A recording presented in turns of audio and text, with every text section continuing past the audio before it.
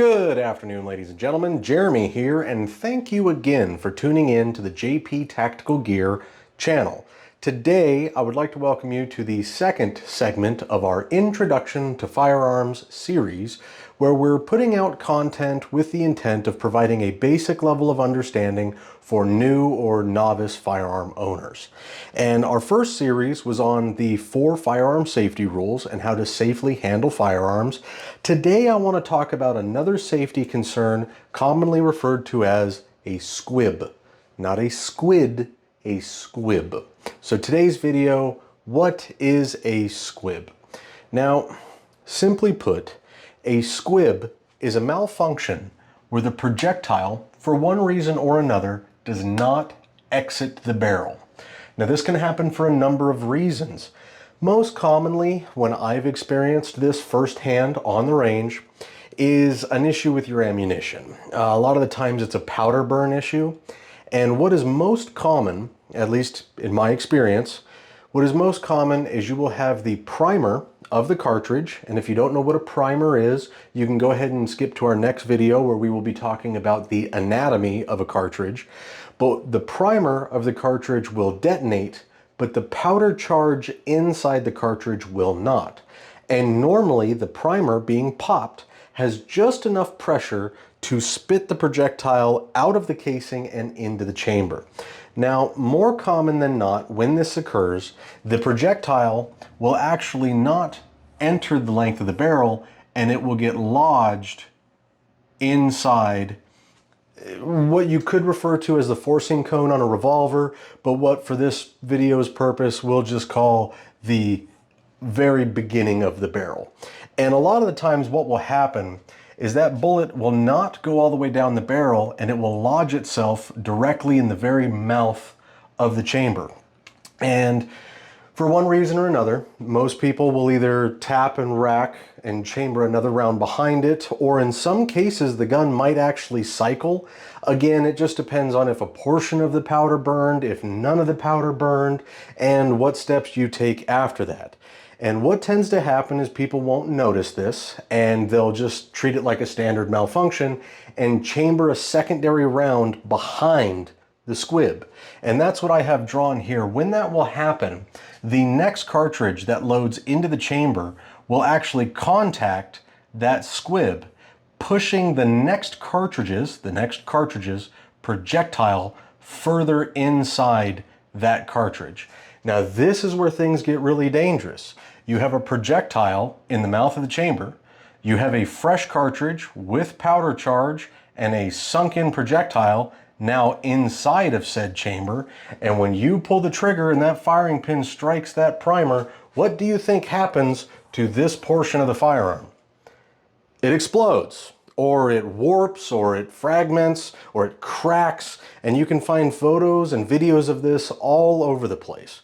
So this is something that can happen very easily, and it does happen quite often, so it's something that all firearm owners need to be aware of. Most people have never even heard this word before, let alone understood what actually happened. Now, with this as the first example, the second example will be the projectile being lodged farther down the barrel. And again, the same thing is you will chamber a fresh cartridge behind that existing projectile, and when this cartridge goes off sending the secondary projectile, the two will clash in the barrel, either causing the barrel to bulge or potentially fail, splitting the barrel and sending fragmentation outwards.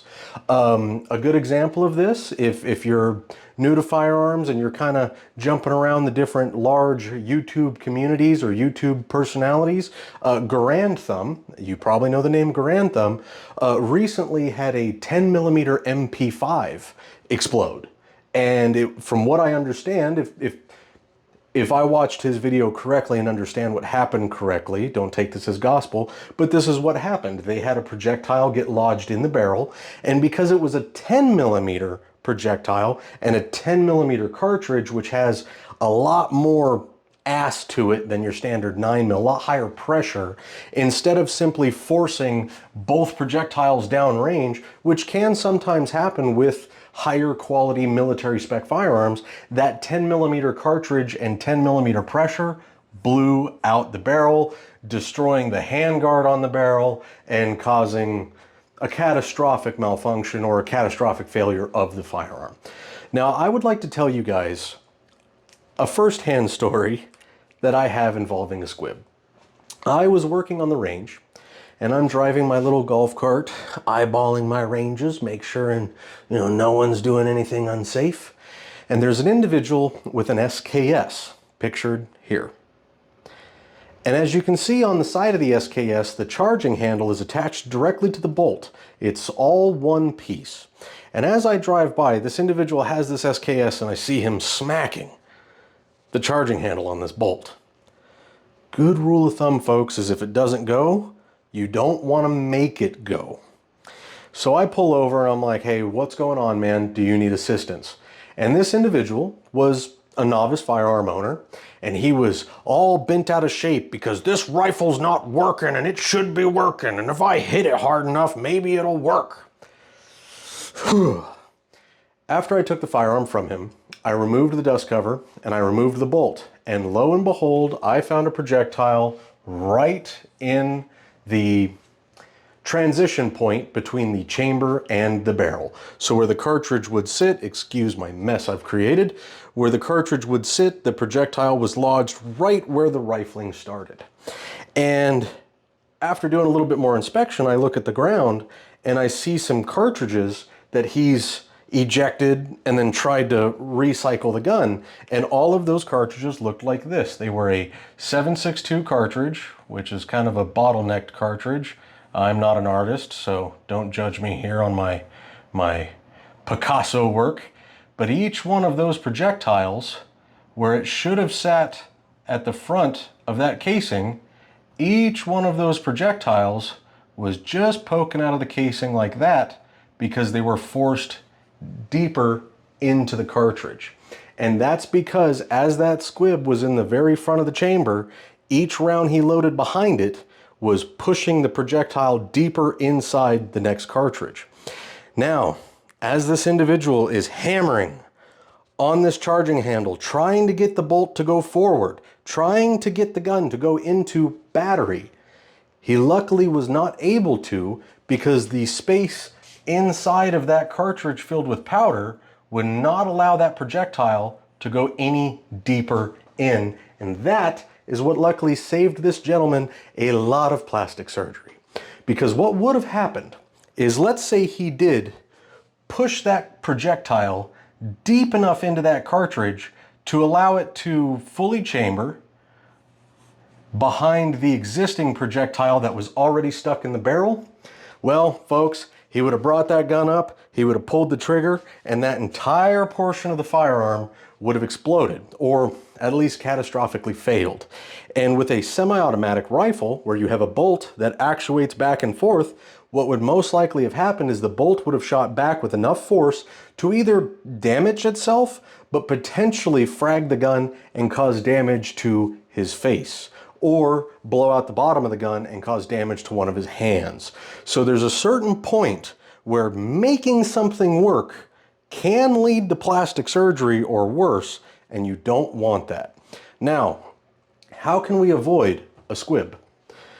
Squibs tend to, now mind you, as I said in my first video, bullets and stuff can be a little wonky sometimes, weird things can happen, but squibs tend to have a different audible noise to them when they go off. So you'll have the gun to your shoulder, bang, bang, bang, punk, click, and the average person would go tap, rack, click, or bang, and have real big problems.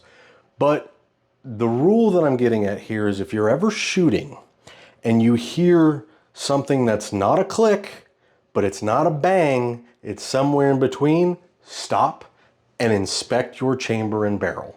This is very simple. You can do it by just unloading the gun and dropping a rod down the barrel, or if it's a handgun, you can usually crack the gun open and look deep enough into the chamber to see that there's no daylight coming up the barrel. Other words, there's a barrel obstruction. Now, more dangerous is if the projectile is lodged deeper down in the barrel, that's where you actually are more likely to miss the malfunction, because there isn't anything in the chamber stopping the action from cycling. And even if you're, bang, bang, bang, punk, bang, boom, you would have to catch it in the stream of fire. As you say, well, I'm going to fire 10 rounds. Well, you better stop at round 8 when you hear that different sound. And if you don't hear it and you don't stop, there might be a problem. So, like I said, this can happen. This is a good reason to use quality ammunition. And the biggest reason I say that is not even for the function of the ammunition, but for the legal liability of using quality ammunition, because every box of ammunition you purchase has a lot number on the box. And what you can do is you can say, hey, I was on the range shooting my SKS. I got a bang, bang, bang, punk, and then an explosion. Well, it damaged my gun and potentially damaged me, so now I can call fill-in ammo manufacturing brand and say, hey, you guys are liable because you sent me faulty ammunition from lot number 1653, blah, blah, blah, blah, blah.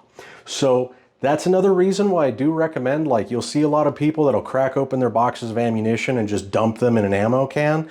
I don't like to do that. I rather keep the ammunition in the box, because on that box, usually it's on the tab. When you open the box, that first tab, usually it's underneath there, and it's the lot number of the ammunition. And in that case, if your firearm is damaged, or unfortunately you are damaged, you can take legal action to be compensated if it was legitimately a failure on the ammunition manufacturer's part. Now, you're going to have to probably play that game in court. You're probably going to have to send in the firearm parts for inspection, so on and so forth, and have refutable proof that does, or irrefutable, excuse me, proof that does show that it was the ammunition and not the firearm itself. So, again, rule of thumb is if you're ever firing and you don't hear a click and you don't hear a bang, but you hear something in between those two sounds, stop and inspect the gun. Looking cool, getting that stream of fire in, is not going to be worth it at the end of the day. And that is a squib. Thank you, ladies and gentlemen, for tuning in to the JP Tactical Gear channel. I sincerely appreciate your support. Of course, if you want to help the channel, do all the standard things, go down, hit the like button, leave a comment, subscribe, blah, blah, blah, blah, blah. But if you really want to help out the channel, go to jptacticalgear.com and order yourself something. Rather you want to carry a light, rather you want to carry a laser, or rather you need some nylon goods, we'll be happy to help you with any of your needs. Please keep in mind that all of our nylon gear is designed and manufactured right here in Las Vegas, Nevada by yours truly, and I'll be happy to help you out with whatever you want. Thanks again for tuning in, folks. Bye-bye.